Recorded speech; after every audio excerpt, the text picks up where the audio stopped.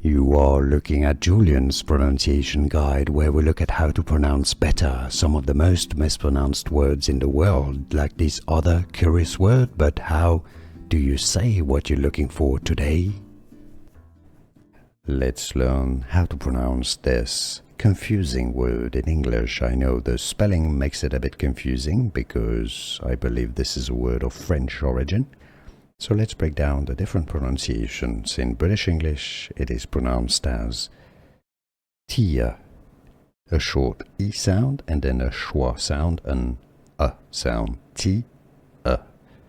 In British English, the R is generally pretty much silent, not pronounced. Tia, tia.